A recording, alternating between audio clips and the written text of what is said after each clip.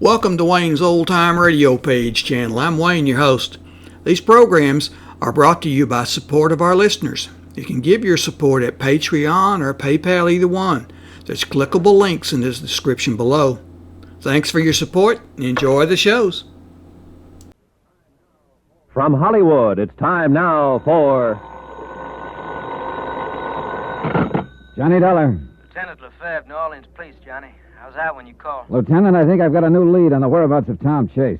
I could use a new lead. Let me have it. That room he leased under the name of Tom James. Remember that charred paper we found in the wastebasket? Sure. Stuff he tried to burn after he took off in a hurry the night of Freddie Quintana's murder.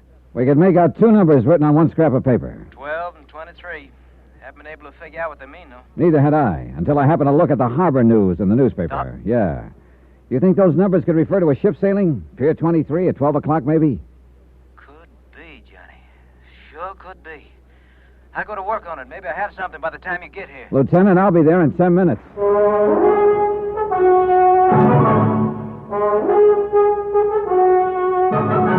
Tonight and every weekday night, Bob Bailey in the transcribed adventures of the man with the action-packed expense account, America's fabulous freelance insurance investigator. Yours truly, Johnny Dollar.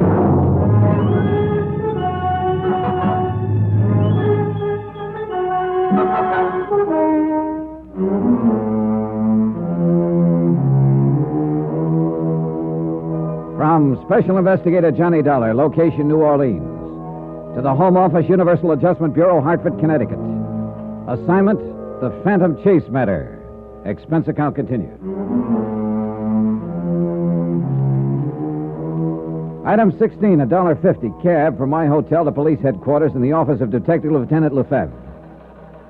I got some of my boys working on ship sailings, Johnny. Trouble is, we're not sure what date we want and whether the 12 means noon or midnight. Pier 23 is a pretty busy place. There's been several departures in the last few days. Freddie Quintana was killed 3 nights ago, about 10:30 at night. Could be the departure time was midnight that same night. Could be, and that's the line we're taking. But, of course, that's assuming that Tom Chase, alias Tom James, was the one who murdered Freddie Quintana. Oh, everything points that way, Lieutenant. Look, Tom Chase was the junior partner in the New York investment firm of Everson and Chase. He embezzled $120,000, jumped his bail, and disappeared. Embezzler isn't necessarily a killer, Johnny. Matter of fact, the two types are usually quite different. True enough. But the big kicker in this deal is why Tom Chase went sour in the first place. A man who changed as completely as he did in one direction might go all the way. It's happened before, of course. His wife Lola and his senior partner, George Everson, were pretty shocked at the thought Tom had embezzled the money. They couldn't understand why a man like he would do what he did. Neither could I, until I found out it was a woman who rented a room for him here in New Orleans. How did Miss Chase take that news? Oh, pretty hard. She's still here in New Orleans? No, I talked her into returning to New York. I just didn't want to see her get hurt anymore. She probably shouldn't have come down here in the first place. Well, that's what I told her. That there was nothing she could do here. But what it boiled down to was she just wanted one more look at her husband. You see, after he was arrested in New York, he refused to make a statement, wouldn't even talk to her about it. Refused to see her at all. So she thought if she could see him again, he might have some kind of explanation, huh? Yeah, but as it turned out, she was just asking for another kick in the face. How can a man explain another woman? That's a good question. Personally, I hope I never have to answer one like it. Lefebvre, when I see what happens sometimes in the marriages I run up against, I'm glad I'm single. The trouble is, you and I have tangled with the wrong kind of people most of the time. You can say that again. Freddie Quintana sure fit into that category. That name brings up a problem, Johnny. We're basing our belief that Chase skipped town and that those numbers on the scrap of paper mean a ship sailing. We're basing all that on the assumption that Chase killed Quintana. Right. You must remember that Quintana was a bad boy. There are plenty of people who'd like nothing better than to knock him off. But why at that particular moment? Oh, Lieutenant, the timing adds up to Chase. After I traced him here to New Orleans, Quintana contacted me, said he could deliver Chase for a price. He showed me a sample of Chase's handwriting he'd swiped from his room. It was genuine, all right. Then Quintana winds up dead in an alley before he can deliver Chase. How else can it add up? Look, Johnny, I'm just mentioning possibilities. You're right. Chase is the probability. Yeah. Lefebvre. What? Let me get that down. All right, I have it. Thanks. They locate the ship? Yeah. Caribbean Star. Left at midnight the night of Quintana's murder. From Pier 23? Right. Destination Trinidad by way of Havana and Haiti. And there is a Tom James on that passenger list. Your hunch was a good one. Let's see. If I could get a plane out of here this morning, I might be able to intercept the ship at Haiti. Hey, could you cable the authorities there and request them to hold Chase if I don't make it in time? Sure, glad to. There. Just a minute. Johnny, you expecting a call from New York? Oh, yeah. I put one into George Everson, Chase's senior partner, a little while ago. Well, here it is. Good, thanks. Hello? This is George Everson in New York. They told me at your hotel that you were at police headquarters. You were wondering why Chase embezzled the money from your firm, Mr. Everson. I still can't understand it. Mr. Dollar, it just... Well, maybe this will help. We found out that his hideout here in New Orleans was arranged for him by a woman. A woman? Oh, no. And, according to the rental agent, quite a woman. Oh, good Lord. To think. Well, does Lola know of this? Yes, I talked her into returning to New York. Good. She should never have gone down in the first place. Any leads on Chase's present whereabouts? Yeah, just turned one up. It looks like he's traveling under the name of Tom James on a ship to Trinidad. Trinidad? Right. But if my luck holds, he won't get farther than Haiti. Expense account item 17, $134.40. Transportation from New Orleans to Port-au-Prince, Haiti. The flight only took a few hours, but to me the plane seemed as slow as a truck. But then, as we came in over the harbor at Port-au-Prince, I could see it was going to be a dead heat. The boat was just entering the harbor. By the time I got to the dock, they were just putting the gangway over. Nobody had come ashore yet. I had Chase's stateroom number from the passenger list.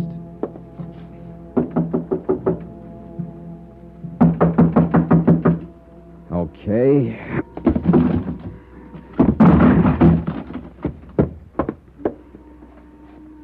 Empty. Real empty. Oh, well. What's the trouble here? What's wrong? Oh, purser. Was that you just broke in the door? Yeah, here's my card. Insurance investigator. But really, Mr. Dollar, the door... Don't worry. I'll take care of it. Right now, I'm more interested in the man who used to be behind the door. What? He was going under the name of Tom James. Oh, yes, Mr. James. Well, where is he? I'm afraid I wouldn't know, Mr. Now, look, Dollar. this is no time for games, Percy. But I don't know where he is. I came aboard just as the gangway went down. Nobody could have come ashore. Do you mean here at Port-au-Prince? What? Wait a minute. Are you trying to say he got off at some other port? Our first stop. Havana? That'd be 2 days ago. That's right, Mr. Dollar. Oh, well, that's just great. I bust my neck to meet the boat for nothing.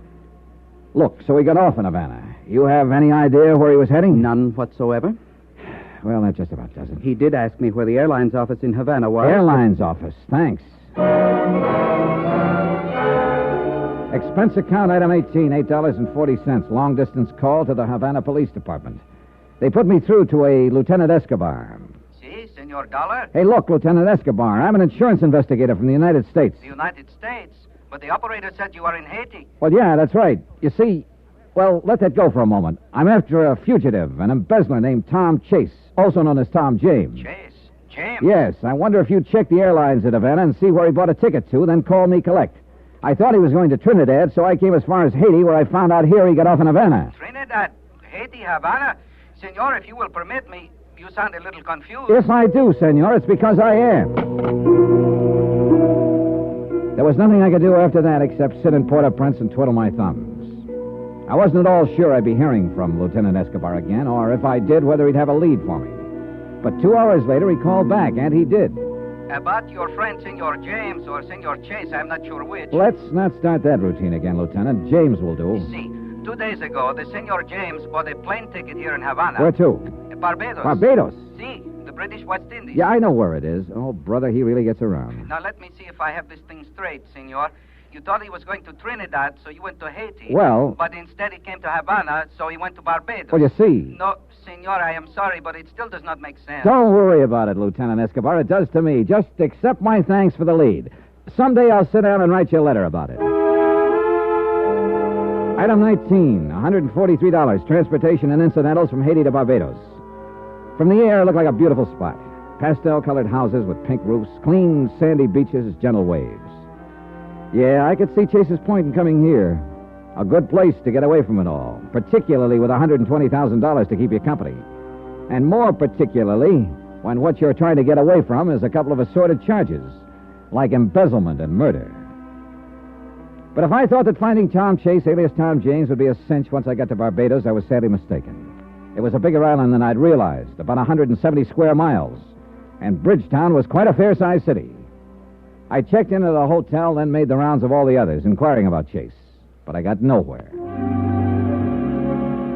Item 20, $1, 2 drinks, while I brooded in the hotel bar over the fact the trail had gotten cold again.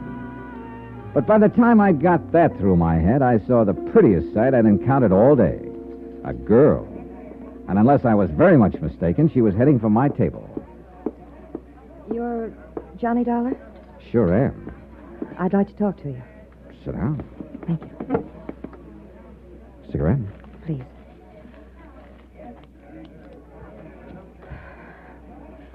You're looking for somebody, aren't you, Mr. Dollar? Am I? Anybody in particular? Yes. Let's call him Tom James. Oh? What about him? I know where he is. Who are you? Connie. Connie who? Connie's enough. So you're the one, huh? What do you mean? Well, I knew Chase wasn't traveling alone. Yeah, I'm the one. One thing I don't get. What? Why you're doing this, if you're Chase's girlfriend. You want out, maybe? Yeah, I want out. So you'll deliver Chase to me. What do you want for it? Money enough to get back to the States? That might be arranged. Just one thing. What is it? The last person who tried to turn Chase over to me got himself killed back in New Orleans. You better be real careful. I will. Now, look. There's a bar down near the waterfront called the Trade Winds. Know it? I can find it. Be there about 10 tonight. Chase will be with me. Okay. 2 things, Mr. Dollar. What are they? Don't let on to him how you found him. Okay, what else? Bring the money. Connie left, and I sat there basking in the welcome warmth of a trail that had suddenly heated up again. At 9:45, I went down to the waterfront. I spotted the Trade Winds bar down the street a block or so. I waited. Pretty soon I saw Connie go inside. I started for the entrance. Then, suddenly, I realized I was being followed. Somebody crossed the street in the shadows. I whirled and headed for him fast. It took him by surprise. He ducked down an alley, then into a warehouse on a pier. I eased up to the door. It was dark inside, but I went in. Then, too late, out of the corner of my eye, I spotted somebody beside me in the dark. Something hard hit me over the right ear, knocked me to my knees. Yeah, I'd finally caught up with Chase. The hard way.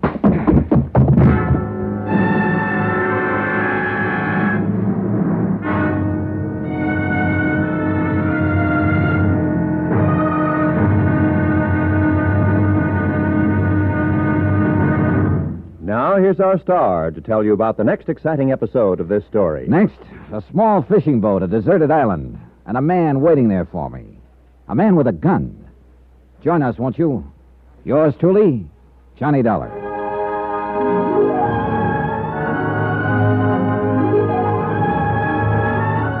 Yours truly, Johnny Dollar, starring Bob Bailey, is transcribed in Hollywood. Written by Robert Reif, it is produced and directed by Jack Johnstone.